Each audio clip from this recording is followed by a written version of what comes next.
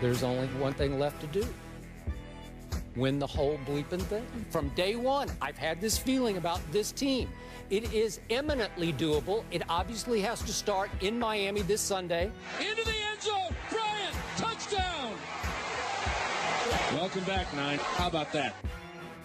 Him being back just give everybody that much more juice. We're not trying to put any pressure on Tony. We're just showing how much he really means. We all know who our leader is.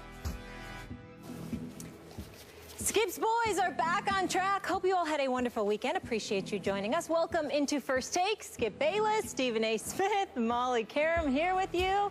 How about them Cowboys? Yeah. There's only one thing left to do, Skip. This man is playing a little hurt. Yep. You got to say that. Under the weather. So my man. Yes. But you're still here, Hello, like always. hello, Always baby. show up. Good to see you. Molly, how you doing? I'm good. All right. Let's get into it. Yes. Tony Romo is back and picked up where he left off, snapping the Cowboys' 7-game losing streak with a 10-point win over the Miami Dolphins. Dallas now just 1 game behind the Eagles and Redskins and 2 behind the Giants. Skip, from what you saw Sunday, what chance do you give the Cowboys to win the division? Stephen A. Smith, is that game wound down yesterday in Miami? Mm-hmm. I must admit that I almost went Terrell Owens. I was almost moved to tears. Oh. That's my quarterback. Oh, my goodness. That's my quarterback, and he's back.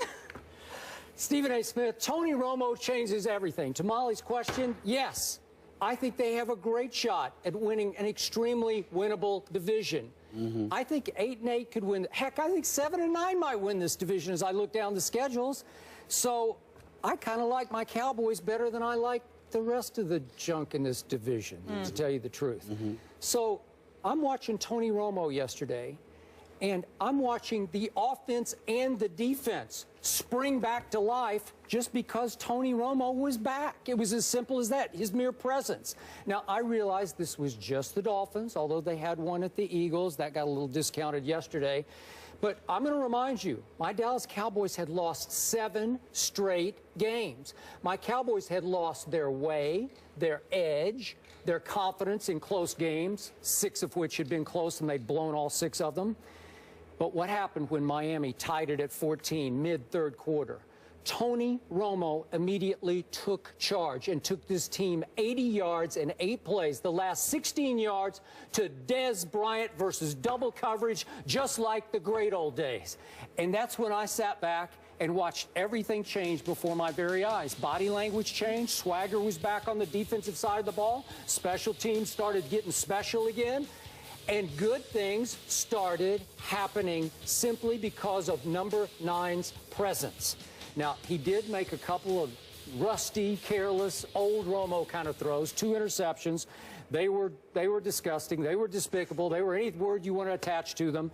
But I do believe he will clean those up as he gets back, excuse me, into the flow. Darren McFadden sprang back to life. I thought he actually did a pretty good, dare I say, DeMarco Murray impression with 29, not 12 carries, 29 carries for 129 yards. And dare I say, Robert Turbin just might be a little godsend for them, a little low-slung muscle between the tackles, high energy. I kind of like the 1-2 punch at running back all of a sudden. So, back to Molly's question, can they win the division? They have the best offensive line in the division. I think they now have the best defense in the division. I've always thought they had the best skill players in total with Romo in the division. So I realize the schedule is flat out brutal. Here comes Cam Newton and 10-0 Carolina on Thanksgiving. Then it's at Washington, where they can be really good at home as they are bad on the road. Then it's at Aaron Rodgers. Pretty tricky. They kind of bounced back to life yesterday. Jets at Buffalo, and finish Washington at home. It's brutal. It's rough. But I think my Cowboys are about to get on a roll because I like them to win this division and get to the Super Bowl with Romo and Dez. And now that both are back, here they come. Well, it's really cute for you to believe that. I totally understand where you're coming from. I was happy for you yesterday. I should have never picked the Miami Dolphins. Thank you for doing that. Well, I appreciate that. Playing, you know, we were just playing, you know. So now you're just playing with that. No. Okay, What I mean is fine. we were playing a hard game with that particular pick. I didn't feel like picking the Dallas Cowboys. I don't believe in Miami Dolphins. I think you know that. I think that Darren McFadden rushing for 129 yards, 96 in the second half, if I remember correctly, was emblematic of this defense, which has been, you know, porous against the run for most of the season. Sue's been balling. He's been balling. He's been balling, no question about it. But offensively speaking, they've been challenged, to say the least. Defensively, they were inconsistent. And going up against the Dallas Cowboys team with Tony Romo returning, having lost 7 straight, playing with house money, it put the Dallas Cowboys in a good position. Terrence Williams showed up and played. Des Bryant had a touchdown catch. McFadden ran the ball effectively. Tony Romo threw 2 bad interceptions, but that's expected. He's rusty. He hasn't played in so many weeks. He can be forgiven for that. But in terms of being excited about the Cowboys, let's pump the brakes a little bit. Let's not lose it. The reality is very, very simple. In order for the Dallas Cowboys to win this division and make the playoffs, they're going to have to be perfect. They can't really afford to lose any game whatsoever. Yes, they can. I'm not sure they can. I don't believe that. I believe that the Giants will find a way to win 4 more games this season. I just believe that. Obviously, I don't think it's highly about the Philadelphia Eagles and the Redskins, which we'll get into. But I understand your enthusiasm. I get where you're coming from. I can't poo-poo that. And it's clear that the Dallas Cowboys are the best team within the NFC East when Tony Romo is healthy. Because for some reason with the Giants, they can't get their defense together, and they can't get Victor Cruz healthy to save his life. He's going to be out for the season. But I look at the Dallas Cowboys right now, and I say you pretty much have to win every game.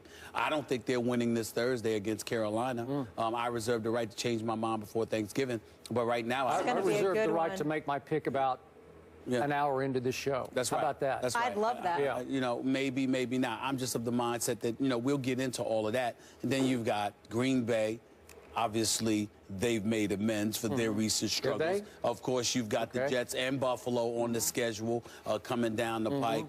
So I look at it from the perspective that the Dallas Cowboys, I could easily see them going 5-2, possibly 6-1, but likely 5-2. Either scenario, I just don't believe will be good enough to win the NFC East. If it is, it's pretty pathetic. But I guess things can happen. After all, the Carolina Panthers didn't make the playoffs last year at 7-8-1. That is true.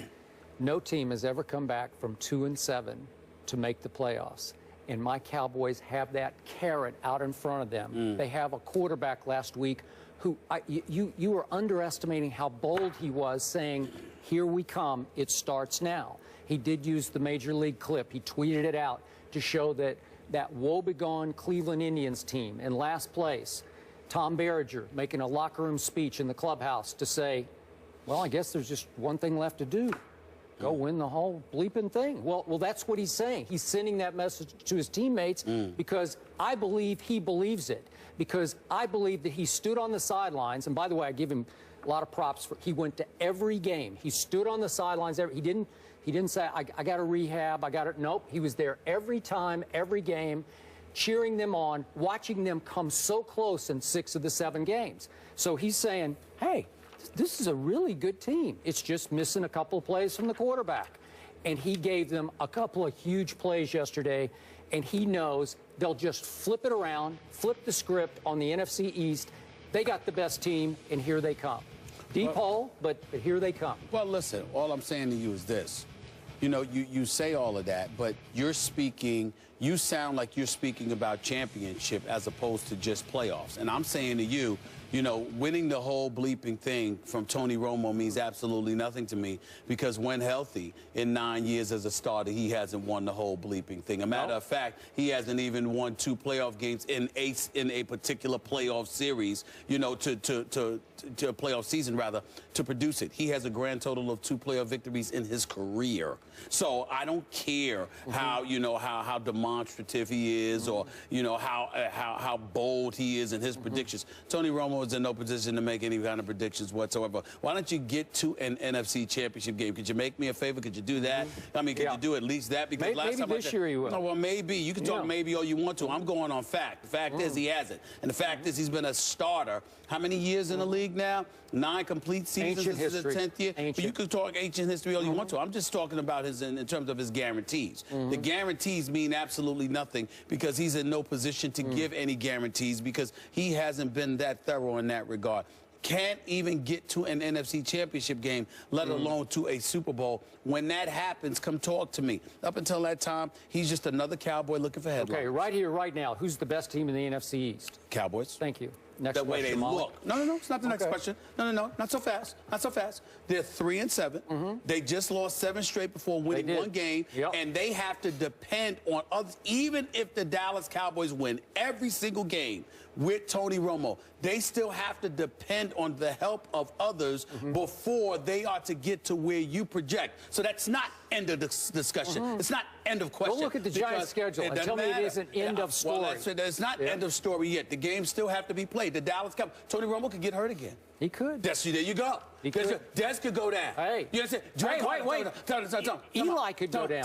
Well, you threw it at me. Eli could go down. But we're talking about Odell probability. Beckham could go down. Wait a minute. All right, let's all be positive. Serious. Wait a Well, minute. if you're going to throw it at me. Eli Manning hasn't missed a start since when? Since when? When has Eli Manning been unavailable? He had an ankle When has Eli last year. Manning been unavailable? When? Oh, I don't remember. When? I'd It have has to not look it happened. up. So my point, don't bother. The answer would be never. He's always available. 16 starts every single season for the last decade. So there's your answer. Wait, help me out on this. Sure. Eli last made the playoffs 4 years ago? That's Is that true. right? That's 4 true. years ago? That's true. Every 4 years. Wow. Pretty lucky. How many rings? How many rings? Huh? Say it. Say it with me. How many rings? 2. 2. Oh, just because you're in the commercial. 2. Skip, I will give you this, though. Your Cowboys, the only bright spot in the division yesterday. The Eagles and Redskins both allowing 5 TDs, those defenses. Let's talk about one of those games now.